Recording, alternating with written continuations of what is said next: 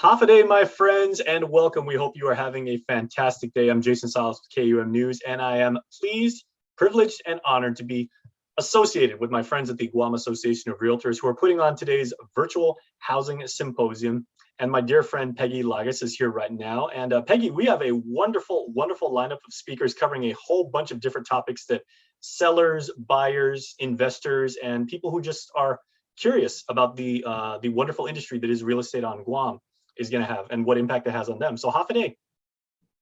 Buenos yan, half a day. It is definitely my distinct pleasure to welcome everyone in our virtual housing symposium today and to introduce our 2021 president, Mr. Sean Bloss, and our state local director and national housing opportunity representative, Ms. Marilu Lacson.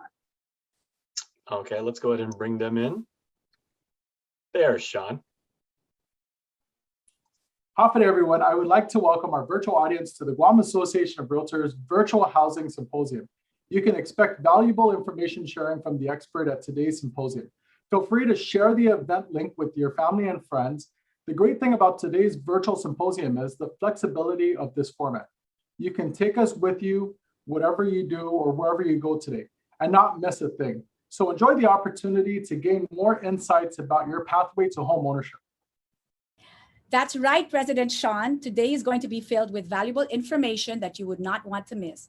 All our experts from the Guam Contractors Association, the Guam Housing Corporation, the USDA, and Community First Federal Credit Union will be here available for you today. So stay tuned and keep logged in until the very end. We welcome all your questions and we will do our best to address them all today. All right, so we have some opening remarks from a very distinguished member of our community, none other than the Lieutenant Governor of Guam, the Honorable Joshua Tenorio, who has some of his thoughts on the state of the real estate market on Guam and what's behind this very, very lucrative business on the island. Mr. Lieutenant Governor, if you would, please. Half a day. I'd like to wish you a warm welcome to the very first Virtual Housing Symposium. As we have all adjusted to the changes caused by the pandemic in the last year, this is an innovative way to re-engage with those interested in buying a home. One thing that never changes is the desire for individuals and families to find their dream homes in the villages of their choices. With the limited inventory that exists on Guam, the Guam Association of Realtors does their best trying to help buyers navigate the existing market or find opportunities for new home construction. As we shift towards recovery on Guam and look forward to the return of tourism and increases in employment, we do recognize that the demand for housing will increase, especially for first-time home buyers. Federal programs have been created by the Biden-Harris administration that aim to increase accessibility for permanent housing and home ownership. At the same time, the governor and I are also looking at ways to improve the local housing market and tackle affordability issues, and also find ways to make permitting of new construction more efficient. With the high cost of construction due to diminished available labor, we are exploring ways to increase the labor force and improve the permitting process to bring those costs down. One goal of our administration is to see our people prosper and to witness first-time home buyers receive their keys and open the doors to their future. That's priceless. I'm confident today's conference will provide you with valuable information from federal and local subject matter experts that can demystify the process of getting into your first and possibly your forever home. We all have the gift of living in a tropical paradise, and having great partners like the Guam Association of Realtors trying to help our people only makes it better. In closing, I'd like to thank the Guam Association of Realtors for their responsible partnership in dealing with the COVID-19 pandemic and by doing their part in the recovery of our housing sector. Every house sold adds to the community, builds our villages, and strengthens our island. As July is Realtor Month, I say Biba Guam Association of Realtors and Biba to your 50th anniversary. I would like to introduce now our special guest speaker coming from our National Association of Realtors, Mr. Tommy Choi, 2021 Vice President of Association Affairs. Welcome to the virtual world. Welcome to Guam. All right, everybody, our featured speaker right now is Mr. Tommy Choi, a realtor in Chicago for 14 years. He's the National Association of Realtors 2021 Vice President of Association Affairs. He's also the co-founder and owner of Weinberg Choi Residential at Keller Williams Lincoln Park with his business partner and college friend, Josh Weinberg. They formed their team in 2007. The Weinberg Choi Residential team has sold more than 1,000 properties, generating more than $500 million in sales volume. They consistently rank among the top 10 real estate teams in the city of Chicago and among the Chicago Association's platinum producers in sales and gold producers in units. Tommy is a graduate of the NAR Leadership Academy, an annual program to prepare realtors for future leadership roles with NAR, as well as with their state and local associations. He graduated in 2020 from Bradley University. He was a graduate of Bradley University, Tommy. And in 2020, he was the Chicago Association's Realtor of the Year. Crane Chicago's business named Tommy as its 40 under 40 class of 2020, an annual list of entrepreneurs, corporate VPs, inventors, and other Windy City leaders who have made an impact. For Tommy, the impact of owning a home is more than just financial. His Korean immigrant grandfather was proud of his home, quote, not only because he had a roof over his head, but because this piece of America was his. Tommy lives on the north side of Chicago, so I guess he's a Cubs fan, with his wife, Tesha, his 3 daughters, Henley, Mosley, and Mayer, and his dog, Macy. His dream home must have a custom sneaker closet for his more than 97 pairs of Air Jordans. Makes sense being in Chicago. So ladies and gentlemen, Tommy Choi. Hey everyone, and thank you, Peggy, for that warm welcome and introduction.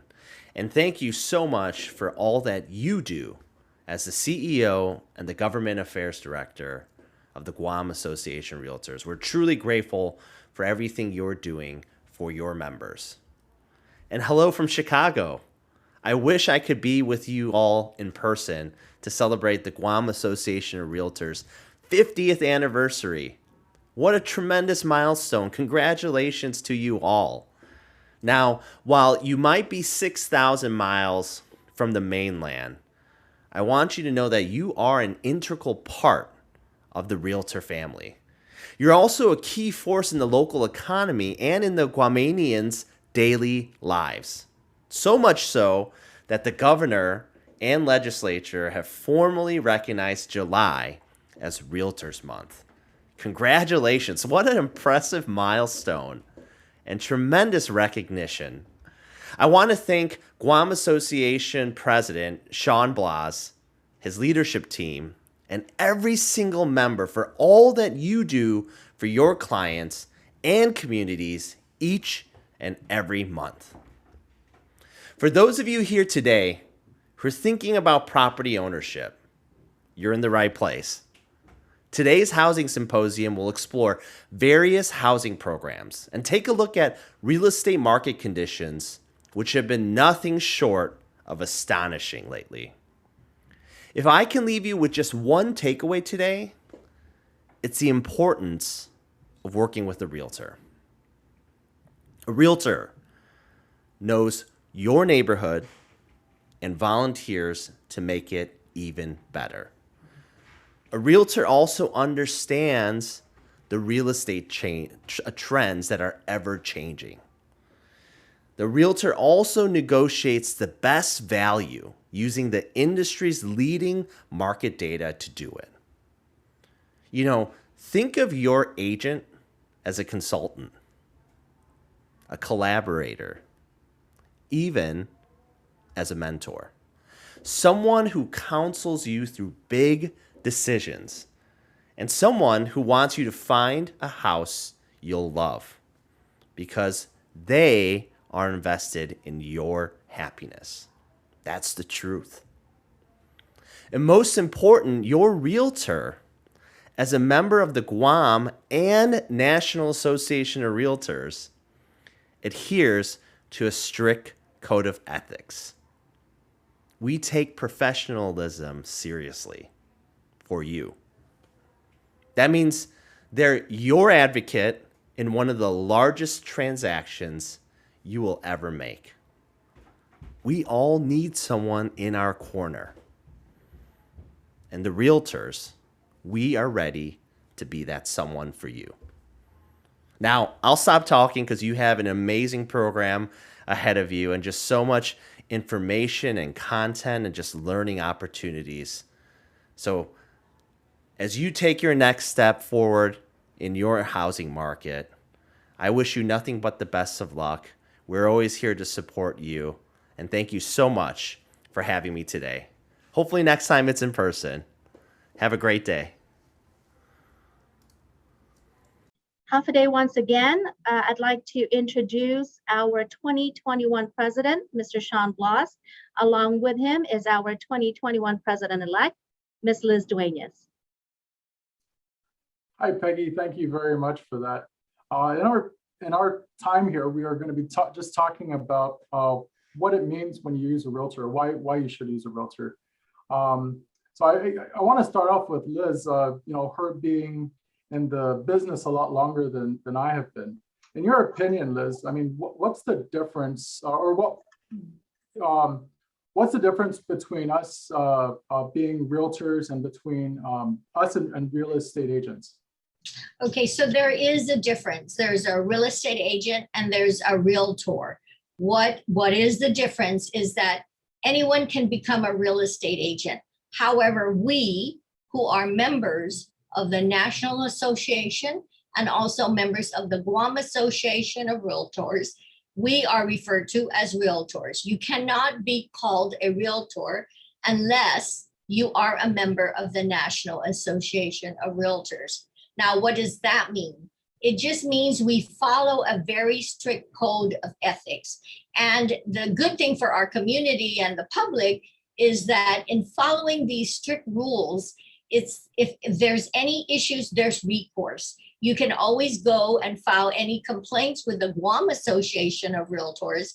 And of course, if a member is violating one of our strict codes, they're brought before our real estate community board so that we can review the issues, the errors there. It's like our own little court system that monitors what each of us do. So there is a very distinct difference that if you're a regular real estate agent, you don't have that. You don't have the umbrella monitoring your activities as to if there's any errors or problems that you've created through the course of your real estate business. So again, it's a strict code. It protects the community, the public, from any errors or problems that go on in the course of the transaction. So you actually got me thinking of something. We always say to each other that we're held to a higher standard, right? So being a real estate agent on Guam, you can go to the real estate commission to complain about a real estate agent and to file a complaint against them. But being a realtor means that people can still, or the public can still complain about us to the real estate commission, but also to the Guam Association of Realtors as well. And that's not even to mention that they can even go to the brokerages to make a complaint against a realtor. One other thing that I'm not sure if you mentioned it is that we do follow a very strict code of ethics from the National Association of Realtors. For those of you that would like to see what those code of ethics entail, I think if you just go to Google and type in code of ethics at NAR, it'll show them to you. And it's quite a lengthy, I call it a book. And we actually have to train on these things if I'm not mistaken, every year, right, Liz? Yes, we do. If we want to maintain our licenses, we have to follow, we have to do continuing education in order to maintain our licenses. Please note there are 540 agents on Guam with over 100 offices. So we have to comply with, educational guidelines. So I think we look at education as a way to keep on top of things, knowing our trade, knowing the new things that crop up, some issues. And it's a great way to protect the public in terms of using a realtor. It's protection in ensuring that things are done properly. So our educational credits keep us on top of our game. And we have a certain window of time frame to do that. So the Guam Association of Realtors, they continue to conduct courses, classes to maintain our integrity in our line of work. You know, I like that you said we have over 540 members or realtors on Guam. That's totally true. One thing that I like to tell my customers, you know, especially the ones you know that I'm helping, is that they're, you know, just like they say there's an app for that, there's a realtor for that. If you're looking for a seasoned agent, we've got those. If you're looking for somebody brand new, we've got that too. You know, if you're looking for somebody who's a little bit more techie or a little bit more pen and paper, a little bit more suit and tie, or maybe a little bit more chill, I mean, we definitely have a realtor for you. One of, you know, a few more things I want to say, you know, as to why you would definitely want to use a realtor is because, as Liz said, we do have to go through a lot of, or we do have to take a lot of courses. Education is one of the biggest things for us. Every time we renew our license, we actually have to go through, if I'm not mistaken, it's 32 hours of continuing education credits, and that's, you know, and that's us finding the time in our real estate day to actually go and take those courses. Another thing that we do, just well, I mean, I want to say just for fun, or most good realtors do for fun, is we log into the National Association of Realtors website, you know, to take other courses just to be able to develop our skill.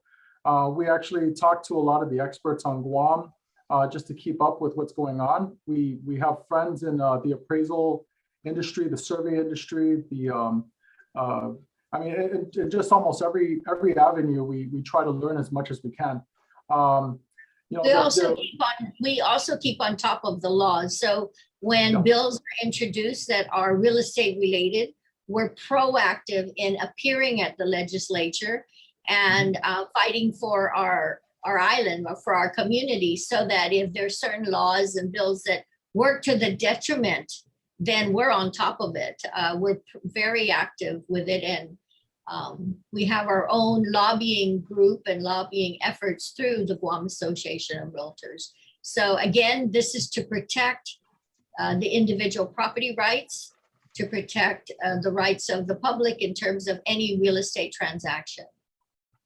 Yeah, that's another good point you brought up. So you mentioned the Guam Association of Realtors advocating with our very own lawmakers, but being a part of the National Association of Realtors also means that we're able to take our requests, I guess, to Capitol Hill without actually having to go over there, and that's through RPAC.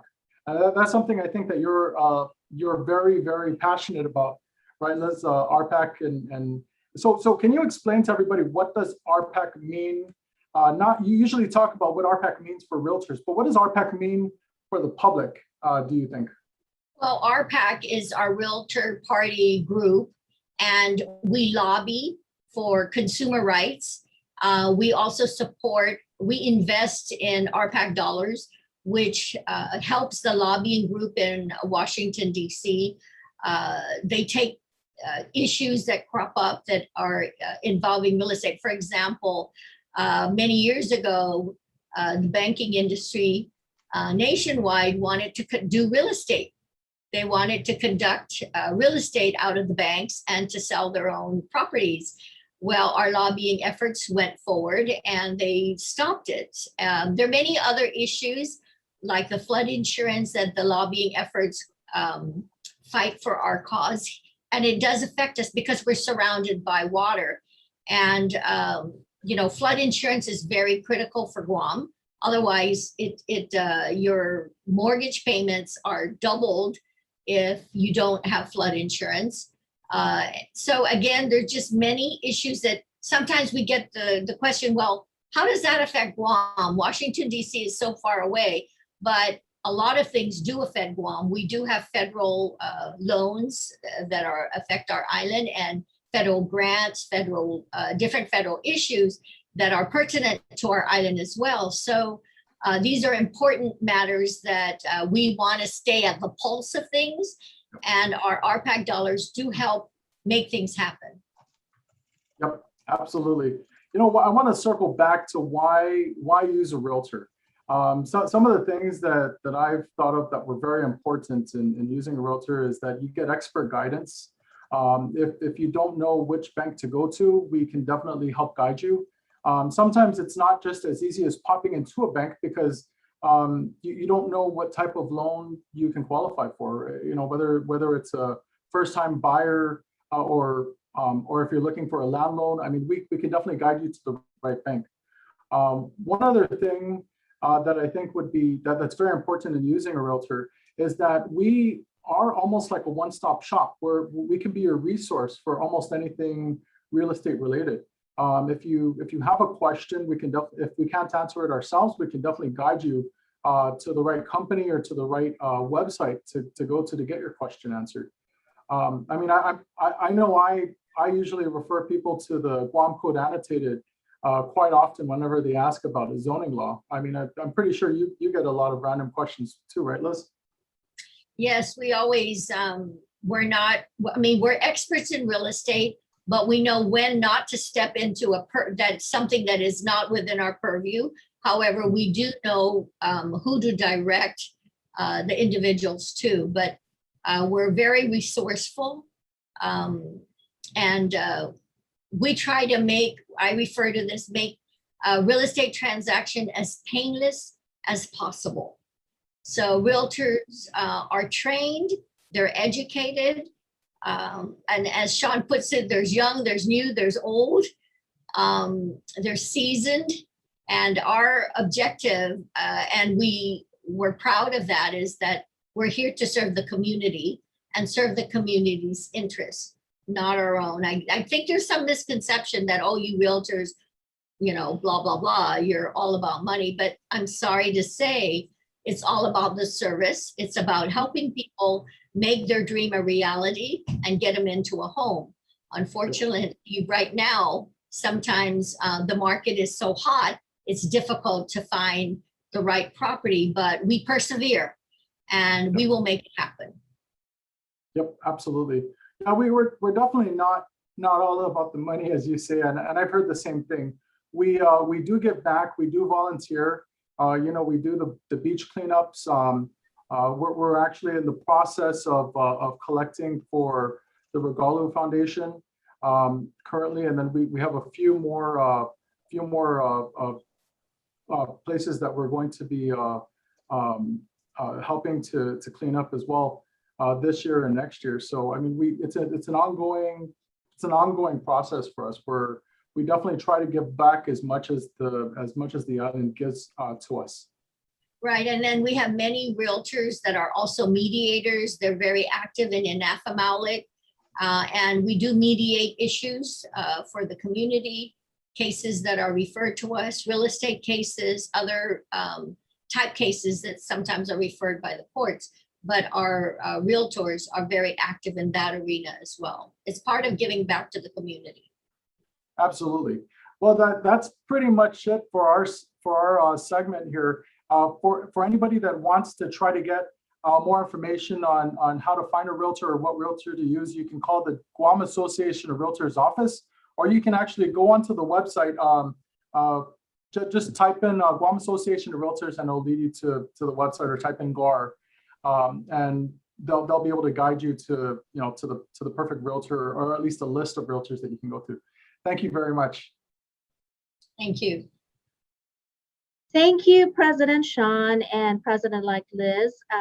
The information absolutely was much needed for the public to understand more. They're really good. Realtors are about. Yes, that's correct, Jason. Thank you very much. And so now this time I'd like to take the opportunity to thank our media partners, such as KWM, Jason and the team. Thank you so much. We have MBJ as well. Thank you so much. And of course, TriVision. We appreciate our media partners making all these happen for us.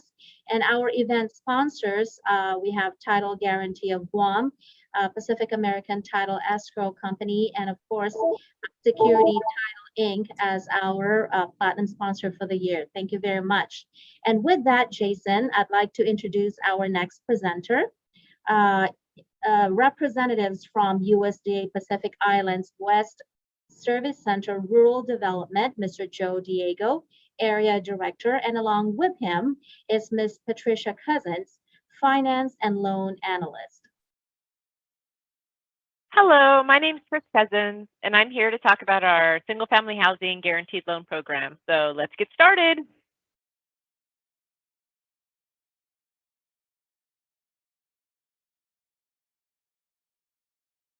Thank you for joining us today. A little about me. I am a finance and loan analyst on our lender and partner activities team. I've worked with rural development for 10 years. I came here as a technician in multifamily housing, moved to single-family housing as a loan specialist, then community programs, but my heart is in single-family housing, and I'm fortunate to be back doing outreach and training. Prior to coming to the federal government, I worked in lending in the private sector. I spent 14 great years as a mortgage professional and 6 years in consumer finance. I am from the Pacific Northwest, and this is me at the Deschutes National Forest. I have 3 dogs, Elvis, Cooper, and Honey, which can be heard in the background on occasion. The mission of the Single Family Housing Guaranteed Loan Program is to serve low to moderate income rural home buyers, assist home buyers in obtaining adequate, modest, decent, safe, and sanitary housing, and guarantee sound loans which otherwise would not be made. There are several benefits to home buyers. No down payment is required. The guarantee fee can be financed into the loan, allowing for loans up to 101% loan to value. Closing costs and repairs may be included in the loan amount in the amount financed. There are no purchase price or loan limits. It is not limited to first-time home buyers. There are no reserve requirements, and non-traditional credit may be used for qualification purposes. Because this is a federally run program, there are some eligibility requirements. The property must be in an eligible rural area, and it's my understanding that all of Guam has been designated as rural and therefore eligible for the USDA Rural Development Program. The total household income must be within 115% of the median household income for the area. The applicant must be a U.S. citizen or qualified alien. The loan amount must be supported by the appraised value. The borrower must have the ability and willingness to repay the loan, and the borrower cannot qualify for conventional credit. Our income limits are mandated by the Housing Act of 1949. Therefore, because they are a statutory requirement, they must be strictly adhered to, and no exceptions or waivers can be made. At the time of the loan approval, the household income cannot exceed the moderate income limit. The income limits can be found on the Single Family Housing Guaranteed Loan Program website. Eligible loan purposes. The funds can be used to purchase a site with a new or existing dwelling, finance repair and rehab costs associated with the purchase of an existing dwelling as supported by the appraised value, and reasonable and customary expenses, aka closing costs, as supported by the appraised value. So if a house appraises for more than the purchase price, you can include the last 2 items in the loan if the borrower qualifies. Property eligibility. Single-family dwellings can only be financed. They can be either detached or attached properties, as well as condos, PUDs, or a modular home. The house must meet HUD 4000.1 requirements. We can fund either an existing home or new construction with no acreage limit. The property must have direct access. Easements are acceptable. Well water requires local health department clearance. The attic and crawl space must be accessible or noted otherwise by an approved appraiser, and manufactured homes can be funded in some pilot states. The home purchase must be the borrower's primary residence. They must occupy the home within 60 days of the loan closing, and it must be adequate and modest as well. So what is modest? Although there is no limit to the purchase price or amount financed, our income limits and ratio requirements are what dictate modest. The program is designed to assist people with moderate or low income to purchase affordable housing based on their repayment ability. There are things that we cannot do. The following are not eligible for funding with rural development. Income producing properties are not eligible. The dwelling must be predominantly residential in character, design, and use. Existing manufactured homes are not eligible except in states that are participating in the pilot program. Seller contributions are limited to 6% of the sales price, and loan discount points to compensate for low credit score, loan amount, etc., may not be financed into the loan. The borrower must not be able to obtain conventional mortgage credit, and this is what we look for. Does the borrower have personal non-requirement liquid assets of at least 20% of the purchase price? Can the borrower pay all closing costs plus a 20% down payment? Does the borrower meet the qualifying ratios of no more than 28% PITI and 36% total debt ratio? Does the borrower qualify based on credit history for a conventional loan? And can the borrower qualify for a conventional loan for a 30-year term without PMI? It's really important to note that FHA and VA are not considered conventional credit. In February of 2020, the Guaranteed Rural Housing Program was regionalized and became a part of national office in Washington, D.C. This was done to provide better service to our lending partners, maintain good turn times, and provide greater consistency on all file reviews and inquiries. The Single-Family Housing Guaranteed Loan Program is broken up into 5 teams: policy, compliance, production, loan servicing, and the lender and partner activities branch. The contact information can be found on the Contact Us tab at the link Training and Resource Library. If you feel like your organization needs additional training on specific topics, the Lender and Partner Activities branch is available to assist. Just have your organization reach out to us at the email listed in this slide with any specific training request. We will do what we can to assist with them. Thank you for allowing me to take some of your time today. I will turn it over now to our next presenter. Half a day. I'd like to thank the Guam Association of Realtors for inviting USDA Rural Development to participate in this Guam Association of Realtors homeowners presentation. You heard from my colleague that spoke about the Guaranteed Housing Program that provides 100% financing. Well, there may still be some families out there that still don't qualify under those circumstances. And so I'm here to talk about a direct loan program. And in this program, USDA is actually the lender.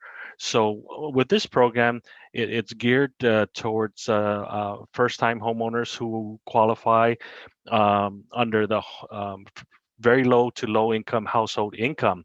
And through this program, USDA can actually provide a mortgage to an eligible family that extends up to 33 years and in some cases 38 years. And the interest rate, actually there's a note rate, which at this point is about 2.25%, but USDA has the ability to buy that interest rate down further to a 1%.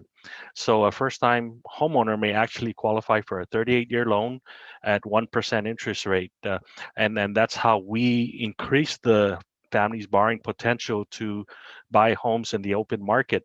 So this program, you can use the funding to purchase land and construct a home. You can use the funding to buy an existing home, and you can, if you're qualified, you may also buy an existing home and use excess funds to repair the home to make it safe, decent, and sanitary for your family. So that this program is available throughout the island. We look forward to utilizing more of these funds for first-time homeowners who are very low and low-income households. And I'd be happy to answer any questions you may have regarding the direct loan program as well as the guaranteed loan program. Thank you.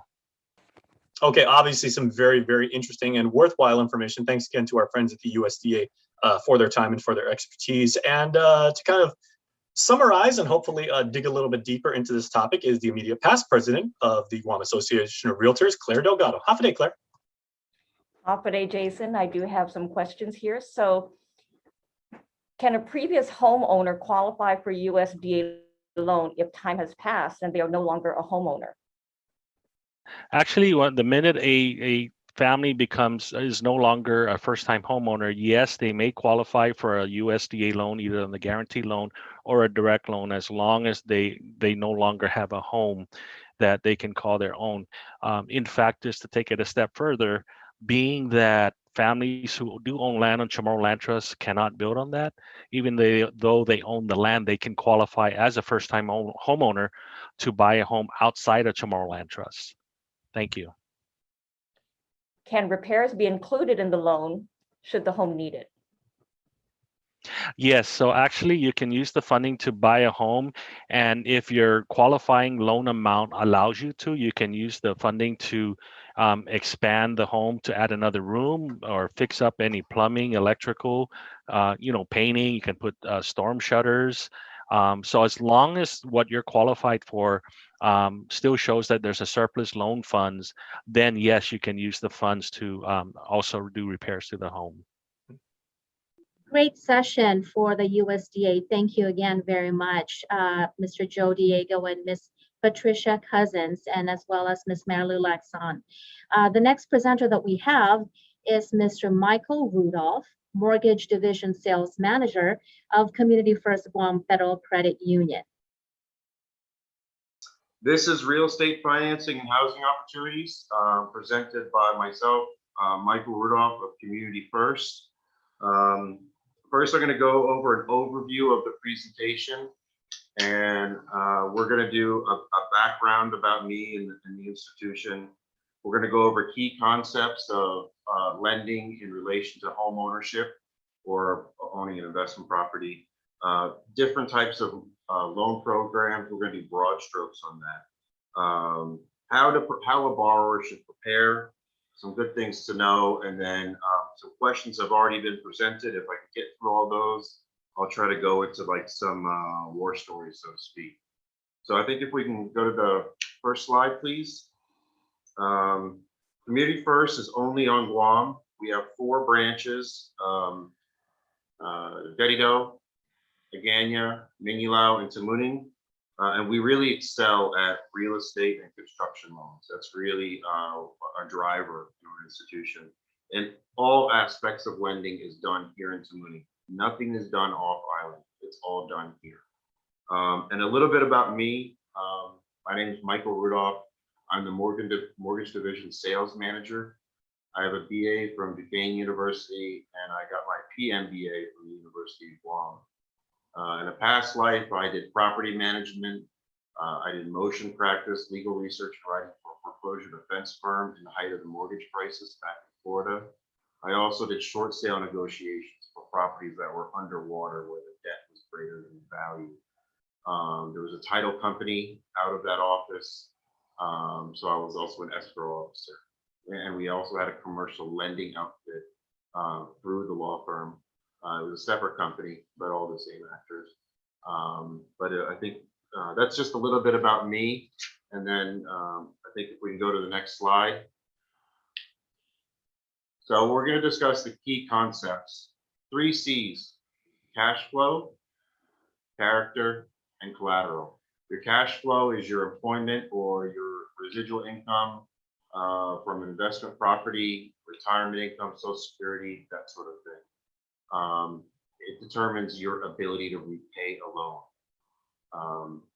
The character, that's really what the credit report does. We don't always just look at the score. There's your history.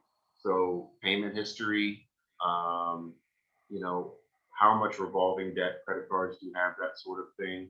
Are there any collection items? And also lenders do consider your history with their institution.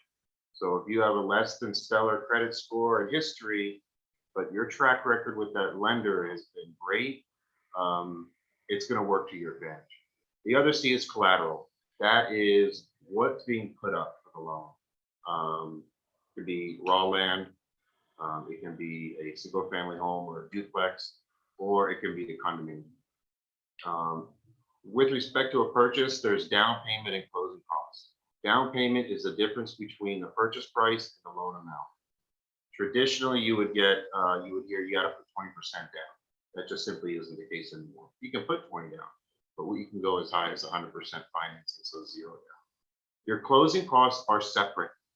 Your closing costs are the fees associated with the loan for title work. The title company is going to do research on the property. They're going to issue an insurance policy against the loan. There's recording fees that go to land management. There's your appraisal costs. There's the cost for your homeowner's insurance. And there's some lender charges, which are typically called origination fees, delivery fees, or if it's the VA, a guarantee. And then if we do loan to value, that's the relationship between the loan amount and the value to the property. So if you had to put 20% down on a $100,000 purchase, the loan to value is 80%. Okay. Debt to income ratio, that goes into the cash flow and character aspect, where we measure your monthly liabilities, your monthly car payment, credit card payment, loan payment, alimony, child support, over your eligible monthly income, because we're trying to approve you for a monthly loan payment. So provided that your liabilities, including the proposed loan payment, is 41% or less, you're probably on good footing. Anything over that, we gotta have to take a second look and be a bit more cautious before we proceed. Eligible income, if you don't report on your taxes, we're not gonna be able to use it. So if you have sideline work or cutting grass or fixing up cars or something like that, you can't count it towards your ability to repay the loan. Okay. Next slide, please. So we have, I'm going to go over two different tiers of loan programs. The first is residential. We do conventional loans, which are fixed rates up to 90% financing. Those are through Freddie Mac. Okay, that's how we're able to deliver a fixed rate mortgage to our members. Adjustable rates, those are in-house loans called portfolio loans. They are also known as ARMs. So those are typically require a 20% down payment on a purchase. Guaranteed loans, there's the USDA RD program, 100% financing, you still pay the closing costs. The VA, there is that VA funding fee, which is a closing cost. But of the closing costs, that's the only thing that the VA will permit that we finance. So even though it's a VA loan, veterans think it's 100% financed, that means the purchase price. You still have to pay for some of the closing costs. Okay. Next slide. So, and I'm going to go over the commercial side because there are instances where it applies to individuals, not just a company. So there are fixed rates, adjustable rates, guaranteed loans through USDA, SBA, and GIDA. And I'm closing on a loan tomorrow that we couldn't do on the residential side. They're buying 3 parcels of land in Old Sinahanya, now Ordai. Okay, so there are times where it works best to do it under a commercial loan program, but they're individuals. Next. So this is really important. We kind of did an overview, broad strokes, but this is now more focused on the borrower and anyone assisting a borrower on trying to buy a home or buy an investment property. First and foremost, you need to save. There is going to be out-of-pocket costs. And you also need to get your credit in order because your credit score often will determine your ticket price into the mortgage. Because a lower credit score could create a higher closing cost. So it determines the ticket price. So pay your accounts on time. Stay employed. Don't change jobs when you are trying to buy a home. There's a 90-day probationary period. You can't close the loan. If you change jobs, you decide to go on an extended vacation to celebrate your new career, that big gap in employment is going to work against you. So because you need 2 years worth of stable monthly income. Now, the caveat to that is, say, a direct placement. You go to school for nursing, pass your NCLEX, and there you go. You're right at GMH or GRMC. That's direct placement. We don't need the 2-year history for that. You should also pull your own credit. I wouldn't trust what's on Credit Karma. Get it from one of the 3 credit bureaus. Know what's there. Look under the hood. If there's any collection items, often what we see is lab work, little $30, $45 here and there. You need to limit the number of loans you have in credit cards. Okay, you want to kind of track yourself. Now, if you have less than stellar credit, don't go out and get a car loan. Don't go out and get a personal loan. Get a secured loan. Maybe $500, $1,000. You deposit into an institution. They give you a loan for the amount that you deposited. They've just frozen that money that you deposited. And you repay it over 6 to 8 months. Pay it down fast, but you need it to be there for at least 6 months because it's going to report to the credit bureaus. And just keep doing it. And it's going to be a way to save too. Do not buy a car if you're planning on buying a home. I've never seen anything wreck a mortgage application more often than a truck.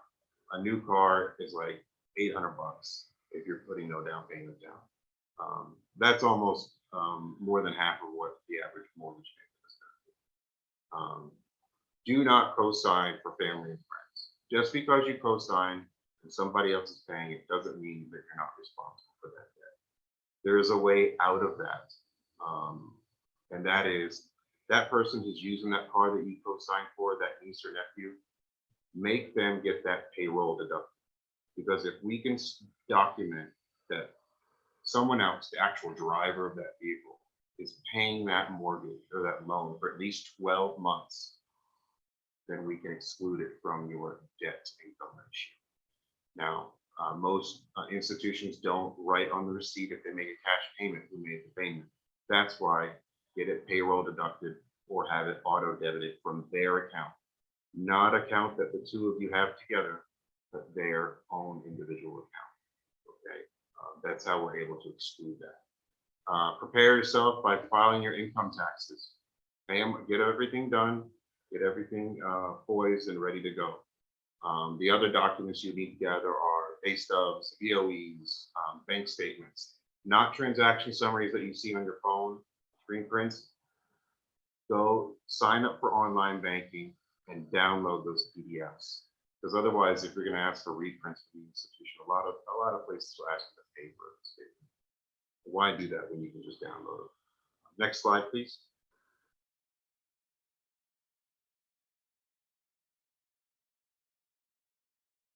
Jason? Okay, good to know. So there are some ways to assist you with your down payment and get financing your dream home or your first home.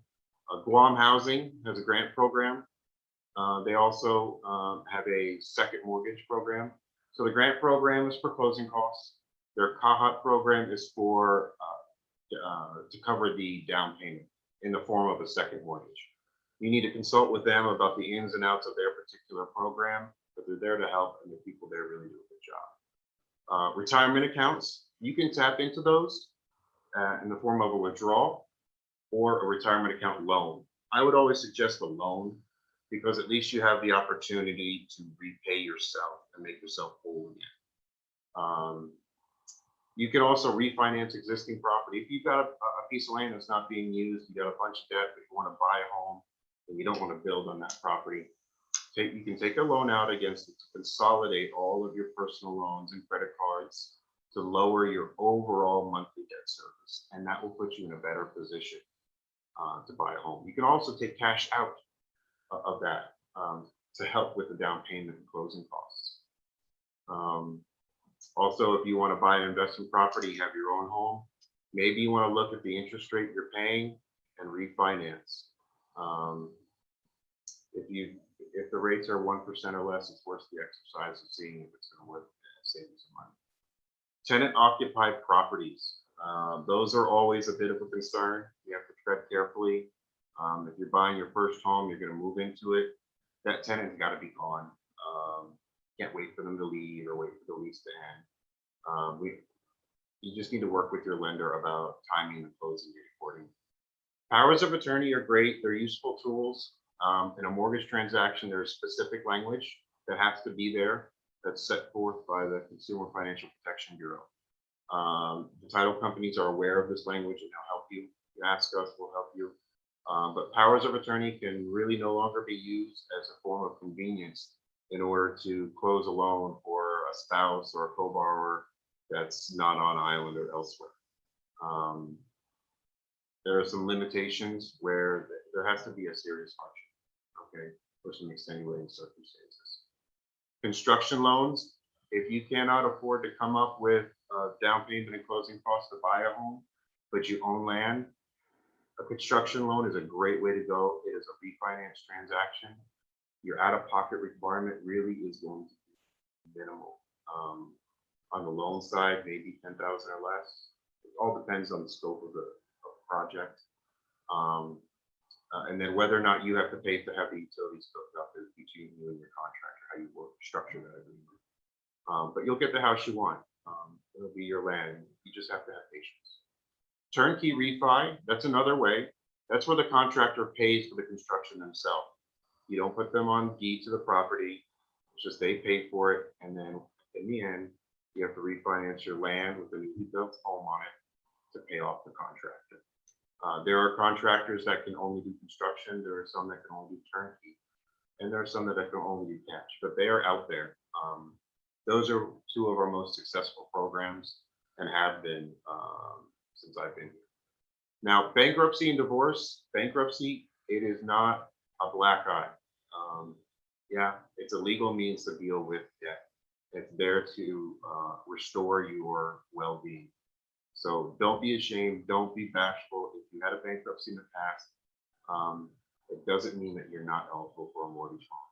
We just issued approval on someone last week that filed for bankruptcy a few years ago. They reestablished their credit. They're refinancing their very high interest loan with a lender who's no longer here anymore.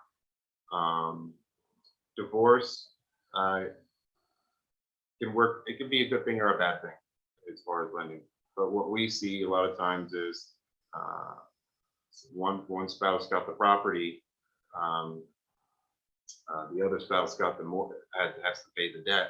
But if the other spouse that doesn't have the property that's paying the loan, if they didn't refinance the other party out, any late payments are going to impact your credit score. So you want to talk to your lawyers about trying to get that squared away before the divorce is finalized. All right, Community First, one of the outstanding financial partners here on the island of Guam. And so Claire Delgado joins us again, the immediate past president of the Guam Association of Realtors, with some summary questions for this presentation. Hi, Claire. Hi, Jason. So how can a customer get pre-qualified? There is a link on our website to do that. You can call us at 472-8210 or just walk in. If we have time to do it right then and there, we will. We don't pull credit for a pre-qualification. What is the difference between being pre-qualified and being pre-approved? Not much of a difference. Pre-qualified, and from our perspective, is we've spoken to you, we've asked probing questions. Pre-approved, you've applied, and we have the access, the ability to look at the credit report. A commitment letter is what defines whether or not you really did. Okay, that's a commitment to lend. How long does it take to close the loan on a home? 60 days is normal. If you budget that, you should be fine, barring some delays with if there are title issues or boundary issues with the property that do come up from time to time. What can customers do to help speed up the process of their loan? You can pay a rush fee on the appraisal. The appraisals take 2 weeks. You can get it in less than 5 days if you pay the rush fee. It's not always required. It's not always necessary, but it's something you can do. That and have all of your documents ready. Sending things in dribs and drabs to your lender, it's not going to help you in the long run if you're in time crunch. When I am getting pre-qualified, does the lender help me guide me to the best loan type to fit my needs? Yes, we do. We're here for our members. We find what's best for you and your family and your situation. We always try to put people in a fixed rate mortgage because one, the rates are generally lower and it's easier to budget. What is the lowest credit score one can have to qualify? That depends on if it's a purchase or a refinance. It's much more forgiving on a refinance because we've done a lot of loans for some people with less than stellar credit, and it's been there to rehabilitate their credit debt consolidation. But generally 620 is the bare minimum that we can work with. How long does one have to be employed to qualify for a loan? We need 2 years of stable employment, like I mentioned earlier, unless it's a direct placement. Now, if you're going from a police officer to a lawyer, it's still kind of in the same arena, or from a nurse to a doctor, or a contractor to an engineer. But if you're going from a software engineer to a mom and pop store owner, that's a completely different line of work. That's going to be a problem. Not saying it can't be done, but it's going to be difficult. If a customer does not have enough funds to close a loan, can they borrow money from a bank, a friend, a family member, or an employer? You can borrow money from a bank, unsecured, but it's got to sit in your bank account for 3 months doing nothing. Okay, it has to season, marinate. You could take a secured loan, but we have to factor that debt payment into your equation. We can get gift funds from a family member. There's some documentation that's required, not a big deal. And employer, that's happened a few times where an employer has thanked their employee for such a good job at work by helping out with the transaction. The way we're able to make that work is if the employer is willing to amend the verification of employment to state that that assistance is in the form of a discretionary bonus. That way we can make those funds eligible. But community first, we're here to help you guys. We're here to help the community. All of the lending is done in Tamuning, so if anybody ever has any questions, we're always here to help. Thank you very much.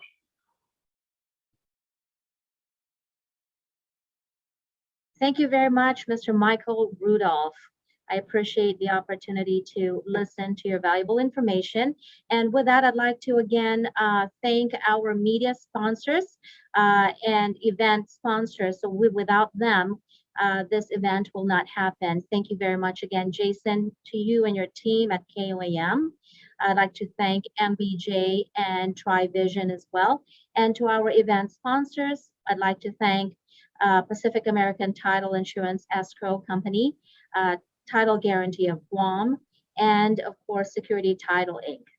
All right, and with that, let's bring in our next presentation, tackling the very critical, very busy, and very necessary sector of the real estate market, construction, with our friends at the Guam Contractors Association. Well, James, should I go first? You can, you're the boss. The construction industry in 2021 has definitely been a challenging year so far, where we've experienced dramatic increases in material costs, everything from concrete and rebar, lumber, products coming from the mainland and factories.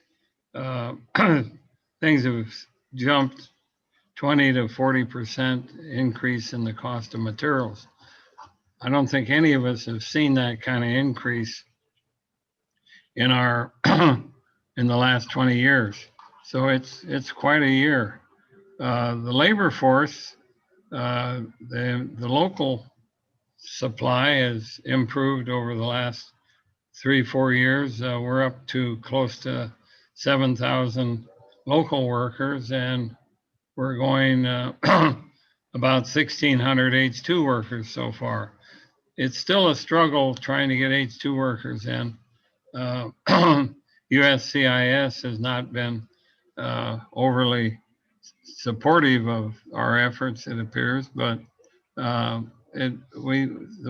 different contractors are succeeding, and but most of those workers are probably ending up on base.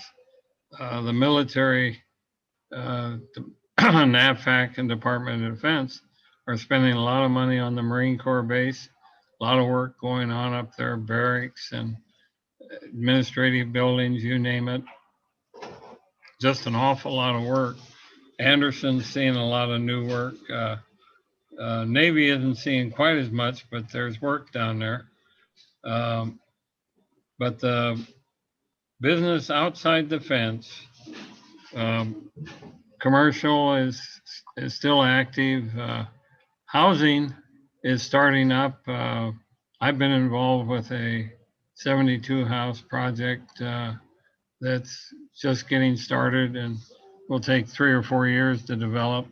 I know there are several other projects in the mill or being built, smaller, medium size, all new homes. There's quite a demand out there, but doing work outside the base has been challenging because of the pay scale and the volume of work on base.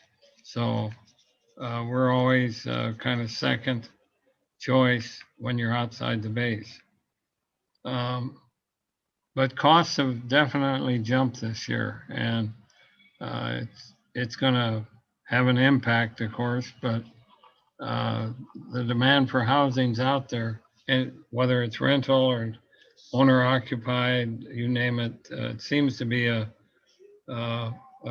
growing, very big demand. James, you want to kick in? And yeah, sometimes we look at the military buildup as, you know, it's great for Guam, it's great for the economy, but it's also a double-edged sword when you kind of separate the two between the military construction projects, and then of course you got the off-base or civilian projects like some local development, shopping centers, malls, restaurant, even hotel renovations. And the biggest challenge, as Bill had mentioned, with those types of projects that are kind of outside the military base, the largest, I guess, not so much of a setback, but the biggest challenge is the lack of skilled labor for that particular market. And the reason being because a lot of the local workforce seems to gravitate towards the construction projects. They're longer term.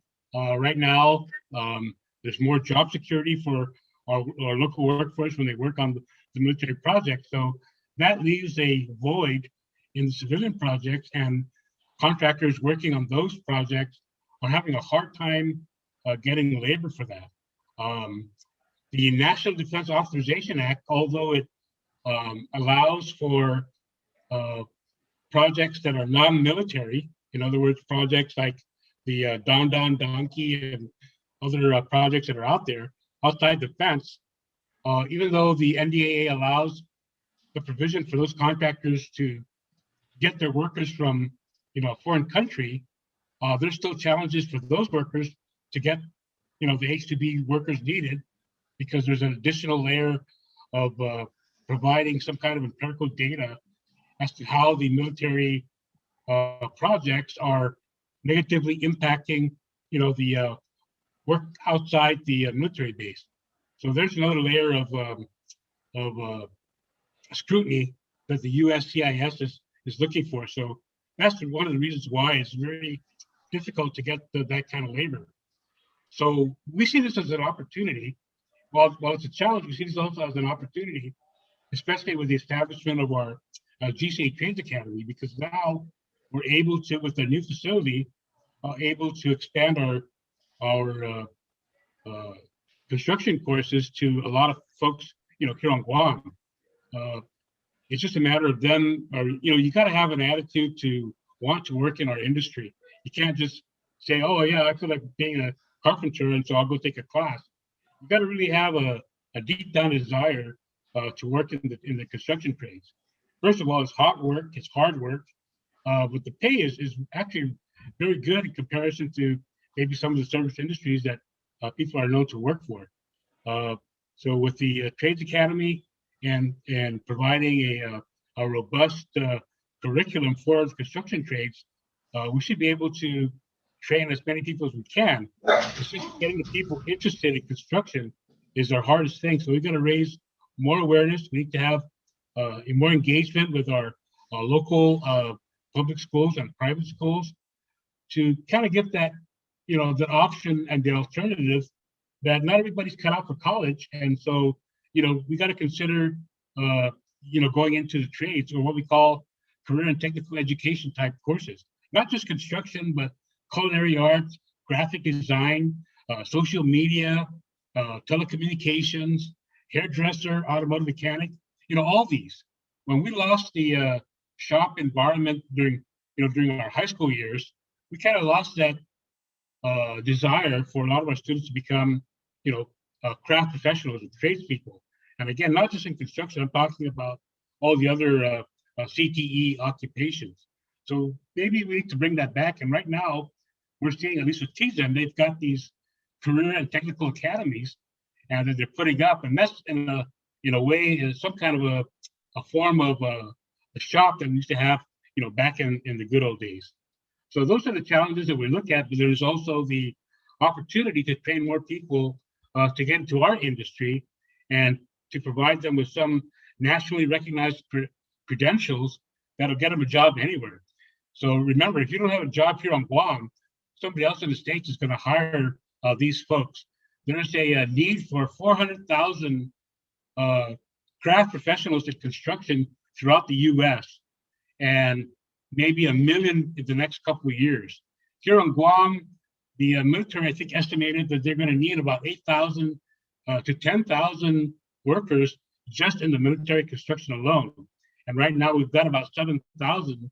So we're still short about a couple or 3,000 that we need to fill those gaps. And certainly it's not going to be all H2 workers. It's not going to be all local workers, but it's going to be a combination of the two. And we just need to make it work because we've got to get, get these projects going and moving. To give you some perspective of the dollar amounts, right now, currently on the ground, there's about $1 billion of work that's currently being done on the military projects alone. And then there's another $1 billion that are what we call backlog that are going to be done in the future. So right now we're looking at $2 billion. And if we look at long term, it's close to about $8 billion is what the final estimation is going to be at. So we're just starting out now, and we need to start planning ahead to train more local people to take up some of the opportunities that would be available in construction. I was going to add, James, our Trades Academy is really busy now with our new facility. We've got, I think, 250 students going at night and Saturdays and some daytime with summer camp, so on and so forth. A lot of young people involved. And so the Trades Academy is really booming. And I think, it's been in existence for over 12 years now, I believe. Yeah, 15 years. 15. Yeah. Wow. Somebody's getting old. But I think we've had a direct impact, the Trades Academy has, in terms of encouraging locals to get into the construction industry. And I hope that continues because, as James has pointed out, with the kind of work and the amount of work and the amount of demand coming from the community for a new product, we need more people and trained people, of course, and the pay scale has gone up. So it's a better occupation to be in than it was, say, 10, 15 years ago. Much better. That's correct. But we got to realize too that we don't just take a warm body and put them in a position that, they're going to have to require some kind of a skills training. The soft skills we can teach that, and we help the public school system start developing the soft skills. Trades Academy is meant to teach the hard skills. So these are the technical skills that are needed to get some of these jobs. But you got to have the right attitude and you've got to have the right skill to apply for these jobs. We can't take a warm body and put him on the job site and say, here, this is how you do it. Here's the hammer. You go have at it. It's a little more technical than that and requires some kind of a skills training to develop. And that's going to take some time to do. But now that we got the Trades Academy up and running and moving right along, that should be a problem. It's now trying to open that pipeline up from basically the high school into the trade school to develop, those talents. And as well, there's other institutes out there that do other training in the CTE occupations like nursing and what else? Media, social media, video editing. All these neat CTE type courses we're concentrating on construction because that's what we are as an association. We are representing the industry, and so there's going to be a lot of opportunity out there in the next 8 to 10 years, and so we don't want anybody to miss out on that. And like I said, if nobody can hire you here, there's always a lot of companies in the States that would certainly hire you. Although we want to keep everybody here because we need them, there's also those opportunities if you decide that you need to go, off island. Are there any, James, you have anything else? Maybe we ought to ask for questions about the industry. Claire Delgado joins us once again with some summary questions for the Guam Contractors Association. Thank you, Jason. First question is, what is the update of the H-2B workers? Oh boy. Well, yeah, we haven't had new information on that. It's still in litigation. I think right now we're kind of getting to the final run of this. We're waiting on the judgment from our district court judge, Tanico Gatewood, on our case, and so she's got the final say that she has not rendered yet at this point. So we're still waiting on a word on that. So no decision has been made, as of today. But we're waiting patiently to, get the final outcome unless proceedings are going to continue. But that's all we got for now. Bill, unless you have anything else to say that you know about? No. What is the average cost per square foot for construction for residential and commercial buildings? Well, I've decided after this year to quit quoting square foot prices. Everything's kind of gone south on us in a handbasket. But we were averaging, say, 125 to 150 a square foot last year for residential, and now we're pushing 200 a square foot. And it's mostly material. A little bit labor has become a little more pricey, but mostly material costs. Concrete went up almost $50 a cubic yard in the last 6 months. Just huge increases. It'll stabilize. It'll get hopefully a little bit better, but I don't look for it to go down to 2 year ago prices. What construction items are in shortage in Guam? Boy, everything is possible to be short. We run into factory problems on the mainland, where before maybe there were several factories producing an item, and now there's maybe half that number. So production is down, so deliveries are slow. You probably read in the newspaper about container shortages. We've had all kinds of shortfalls. It's almost hard to clarify anything in particular. It's all taking longer time. I would say we are probably going to experience 10 to 20, 25% increase in time for most projects, just because of the delivery schedule. And that isn't just Guam, that's the mainland. All right, fair enough. Okay, and we have based on some of the shortages also, which I include not necessarily materials, but also labor. And we touched on that earlier today. What is the number of contractors that build residential homes? Oh boy. I think all of them dabble in it. The large companies don't normally take on single family homes.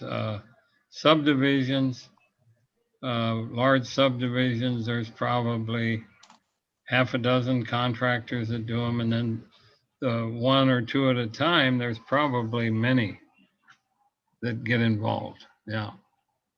I think our contractor list is like close to 500 now, James. Oh, yes. In our association. That's correct. And we don't have, I mean, a lot of the contractors, it's all based on their licenses that they have. We have some contractors that specialize in housing projects and just do strictly housing. And then we've got all the other contractors that would do everything, commercial, residential. And so it's hard to determine what contractors do as a specialty, just do housing and that's all they do, because we don't divide it that way. It depends on the licenses they have. So they have a license to build, they pretty much can build a home, but they can also build a shopping center. So there's probably a handful that do specialize in just residential housing, but I don't think there's too many of those as opposed to the rest of the guys that do general construction. Thank you very much to our fine folks from the Guam Contractors Association. And next with us is our representative from the Guam Housing Corporation, Ms. Mary Guerrero, Loan Administrator. Okay, good afternoon. My name is Mary Guerrero. I'm the Loan Administrator for Guam Housing Corporation. I would start off by first explaining Guam Housing Corporation. We are a public corporation. We were created through Public Law 8-80 on August 21st, 1965. We do generate our own revenues, so we don't receive funds from the general other than for the grant program. Its mission is to create and preserve sustainable communities through innovative financing and development by promoting private investment in affordable programs for community.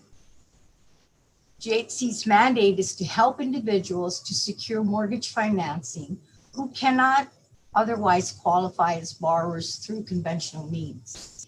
It is also authorized to engage in housing activities, including development of residential subdivision, construction of housing for rental or for resale. These are our loan programs. We have the direct loan, we have the 6% loan, we have the Community Affordable Housing Trust Act, and we have the Home Improvement Loan. We do have one grant program, and that's the First-Time Homeowner Assistance Program. So I'm going to start off with explaining the requirement, the eligibility criteria, and the qualifying criteria for each of the programs.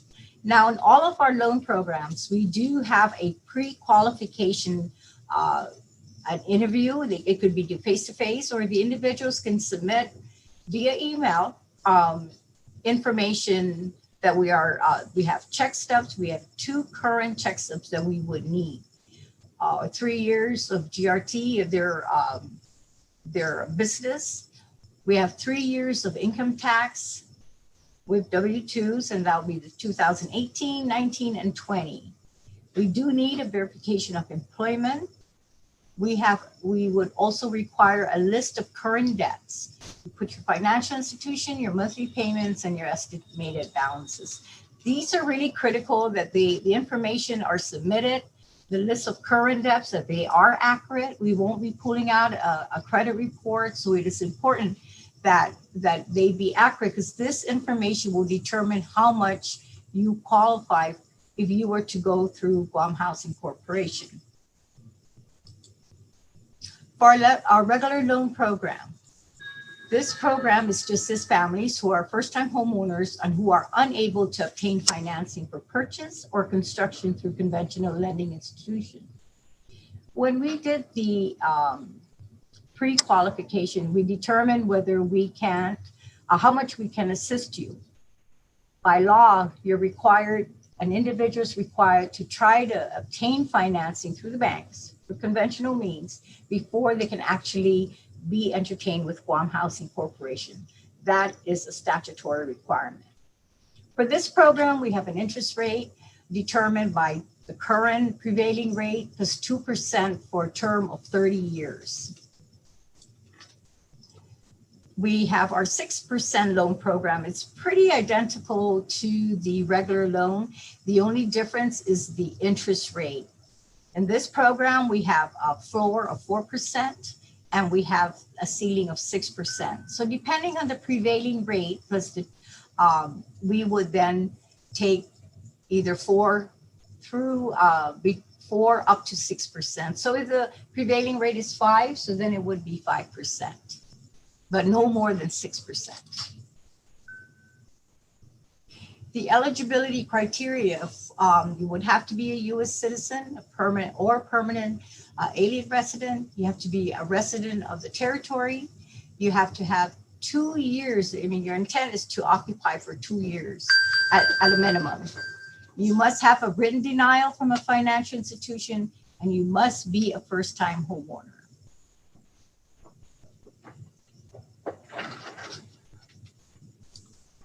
The qualifying criteria, of course, you have to have at least 2 years of continued employment. You have to have acceptable credit. Your monthly income in comparison to your housing expense, the ratio is 29%. By law, the maximum debt to income ratio cannot exceed 41%. So that's by law. The collateral criteria, and again, this is similar to the direct program. It's the same as the direct program, and the 6%. You have a maximum loan to value of 80%. We can go up to 100% financing, but the front ratio would be no more than 25%. The improvement, the home that you're purchasing must be insurable with all perils. You can either finance, a detached single family, a townhouse, or condominium. The maximum loan amount is, we usually base it with FHA's current maximum loan limit. And I believe it's $357,000. That's our loan limit right now. Our third loan program is the Community Affordable Housing Action Trust, which we call CAHAT. It's an interest-free second mortgage. It's designed to work. If you were approved by the bank and you're only given 80%, then you can apply for this CAHAT program, which allows you to get a 15% of the loan amount of the purchase price. So the total financing between the first mortgage from the bank with the CAHAT cannot exceed 95%. The 5% would be required for the applicant to provide through their own resources. It's an interest-free loan. So the maximum loan amount of this program is $40,000, and it could be up to the term of 30 years, or it could be the same as your first mortgagee. You have to be a U.S. citizen or a permanent alien resident. You have to be a resident of the territory for at least 5 years, and this is usually verified by revenue and tax by way of, if you filed your taxes for the past 5 years. You do have a minimum occupancy requirement of 5 years. You must be able to either obtain from a participating financial institution, or even with Guam Housing together, you would be able, but there's other criteria for that. Applicant must be a first-time homeowner. The qualifying criteria, you have to have permanent employment, acceptable credit, maximum income to housing expense of 29%, and the debt to income is 41%. So that's including both your first and your second mortgage payments. The collateral, maximum loan to value is 95%. And that's both your first and your second. Improvements must be insurable. You can either have a detached single family dwelling. Now, when it comes to townhomes and condominiums, it's going to be dependent on whether the bank allows the financing of that particular condominium or the townhome. The maximum loan amount is $40,000. The first mortgage maximum amount is determined by the participating institution based on the borrower's ability, repayment ability.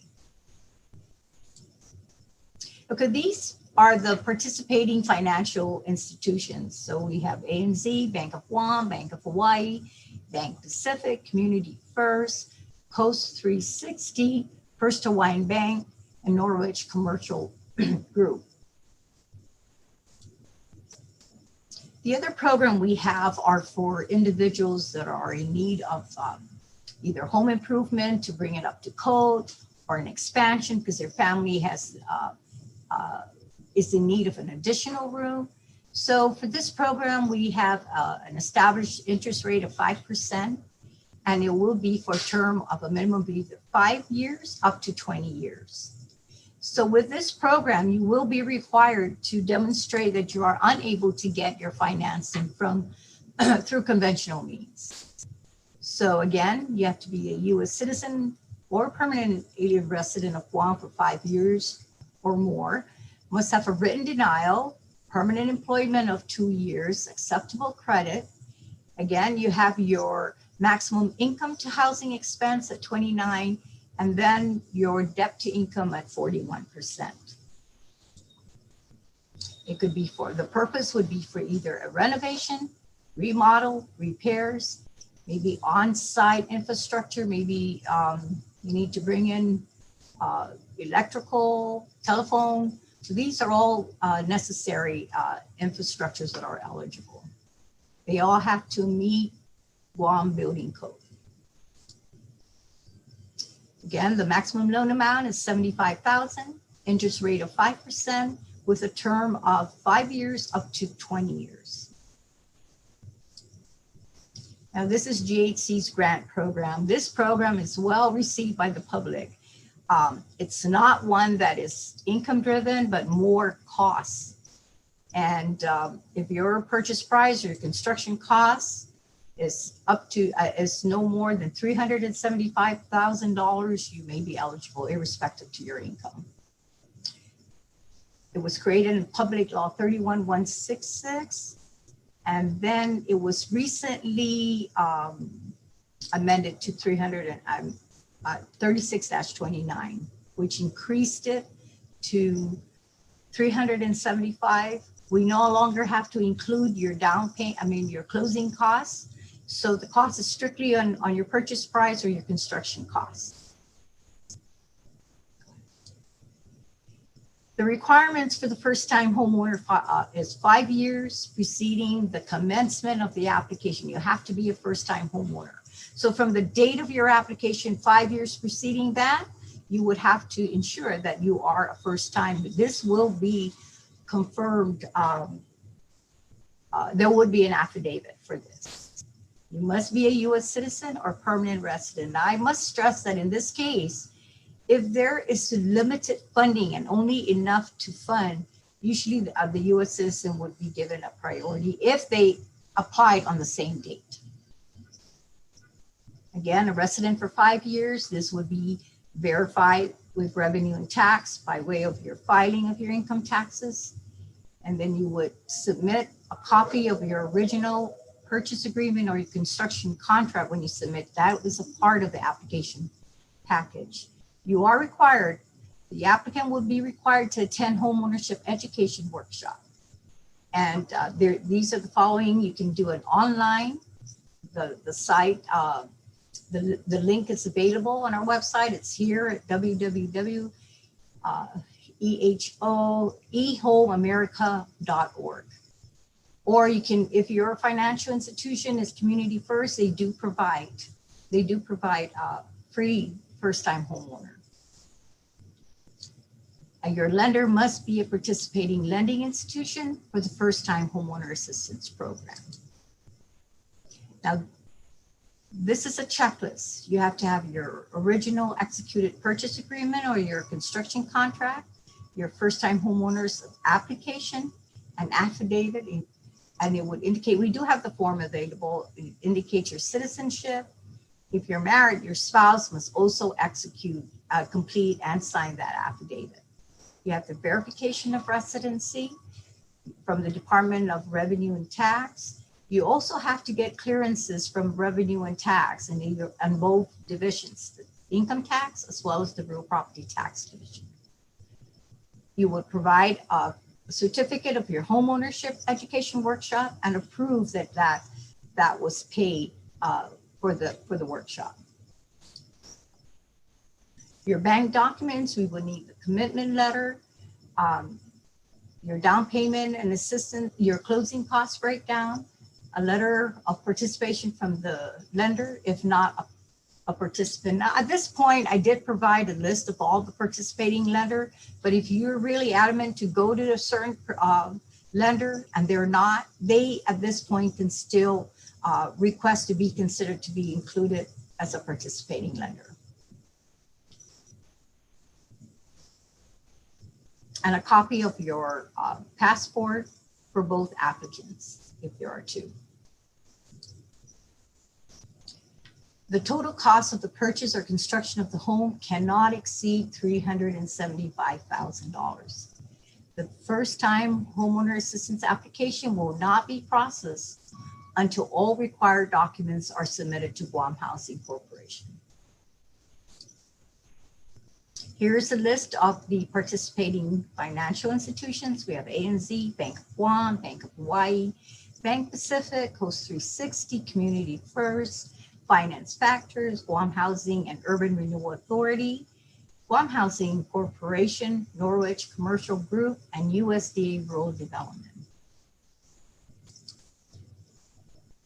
Here's a list of our employee directory. We have our president, Ms. Edith C. Pangilinan.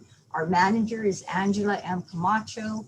And of course, the loans and the grants are being administered by the loan division. I am the loan administrator. We have Emily Flores, who is a mortgage loan underwriter, Susie May Santos, who is joining me in this presentation, and Linda Charpis as our collection agent. Here are just information on our email addresses. And if you're calling our office, our extensions, we have both the office and the fax, as well as our website. Now, on our programs, the information is also available on our website at guamhousing.org. We are located at the ITC building, Suite 514, Tamuning, Guam. We are open from Mondays to Fridays, 8 to 5 p.m.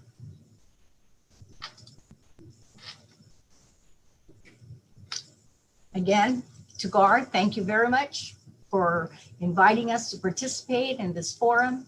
And if you desire more information, please feel free to call us 647-4143 or visit us on our website, guamhousing.org, and you can send us an email. There are 3 names there that are available for you to submit your inquiry. Thank you very much. Once again, this event would not have happened without the partnership from our media sponsors as well as our event sponsors. Thank you again to KOAM, to Tri Vision, and to Mariana's Business Journal. We also would like to thank Title Guarantee of Guam, Pacific American Title Insurance and Escrow Company, and Security Title Inc. Thank you very much for your generous partnership and sponsorship. Well, Peggy, thank you so much for having us at KUM. The honor is truly ours. Thank you. Okay, obviously, everybody, we have had an amazing morning of sessions, information. People were very, very passionate about real estate. But Peggy, we would be remiss if we didn't hear from some of our esteemed and experienced leaders and their final thoughts on a wonderful virtual symposium. Thank you, Jason. And yes, thank you very much for everyone that joined us today. I really appreciate your valuable time. With that, I would like to introduce again our 2021 President-elect, Ms. Liz Duenas.